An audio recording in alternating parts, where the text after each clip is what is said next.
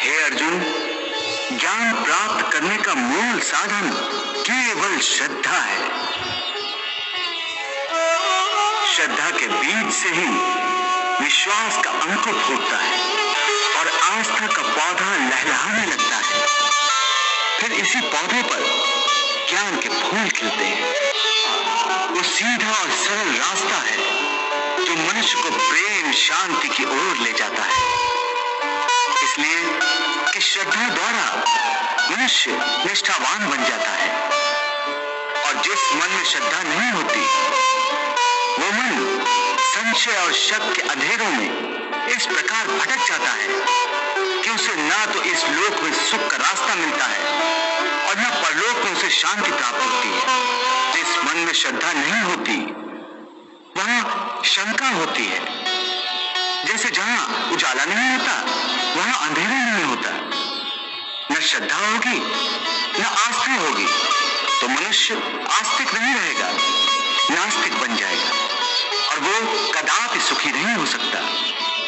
हे अर्जुन, संशय के अंधकार को ज्ञान के प्रकाश से जो नष्ट कर देता है और ज्ञान द्वारा प्राप्त बुद्धि की प्रेरणा से अपने आप को समर्पित कर देता है, उसे कर्म नहीं बांध सकते।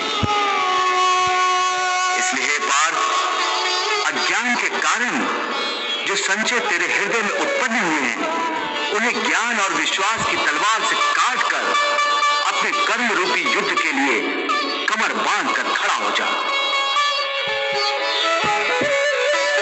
वाह प्रभु वाह, मैं मनुष्य से एक श्रद्धा के अतिरिक्त कुछ नहीं चाहता, कुछ नहीं मांगता। वो मेरे प्रति बड़े बड़े चढ़ावे न चढ़ाए। सोना, चांदी, घी, चंदन और पकवान के चढ़ावे मुझे नहीं चाहिए। श्रद्धा और भक्ति भाव से एक फल, एक फूल, फूल की एक पत्ती, जल का एक कतरा या चावल का आधा दाना ही सही, मैं उसको भी भक्त की श्रद्धा से कहीं अधिक श्रद्धा से स्वीकार कर लेता हूं। हे मधुसूदन, तुम कहते हो कि मनुष्य अपनी अंतिम सांस तक भी माया मोह में पड़ा रहता है, तो इसी कारण जन्म के चक्र में फंस जाता है। परंतु तुम्ही ने इस माया में सृष्टि की रचना करके और दूसरी ओर मनुष्य को चंचल मन प्रदान करके दोनों को एक दूसरे में उलझा दिया है।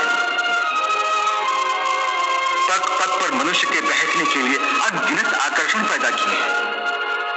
मनुष्य इसके जाल में उलझा रहता है। और क्षमा करना, तुम्हें जाल बिछाकर किसी शिकारी या बहेलिए की भांति जाल में फंसे मनुष्य के हाथ पैर मारने, उसके छटपटाने का तमाशा देखते रहते हो। नहीं अर्जुन, मैं तमाशा नहीं देखता, बल्कि अपनी माया की लीला देखता हूं। फिर भी केवल निहाते ही रहते हो ना, सहायता तो नहीं करते कि बेचारा प्राणी इधर उधर भटक रहा है, रास्ता भूल पड़ा है। तुम्हारे मन में बेचारे मनुष्य की सहायता करने का विचार कभी नहीं आता कि आगे बढ़कर उसका हाथ थाम लूं, उससे सच्चा रास्ता दिखाऊं? बिल्कुल आता है और मैं मनुष्य की सहायता भी करता हूं, परंतु कब कब करते हो तुम उसकी सहायता? मैं तो देख रहा हूं कि तुमने कर्म का विधान बना दिया है, जन्म मरण का चक्र चला दिया है और इस चक्रव्यूह में मनुष्य को फंसा दिया है। ये तो कोई बात नहीं हुई, ये तो कोई सहायता नहीं हुई। मैं सहायता अवश्य करता हूं। अपने भक्त को मैं कभी बेसहारा नहीं छोड़ता, परंतु मनुष्य मेरी ओर देखे सहायता के लिए, मेरी ओर बढ़े तो मैं उसकी सहायता करूं ना। परंतु वो मेरी ओर बढ़ने के बजाय अपने अहंकार में डूबा रहता है, अपने बाहुबल के घमंड में पड़ा रहता है। वो तो इस भ्रम में पड़ा रहता है कि संसार में उससे बढ़कर कोई नहीं है।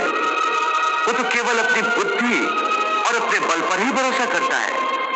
अपने बाहुबल पर उसे अपने परमात्मा से भी अधिक विश्वास होता है।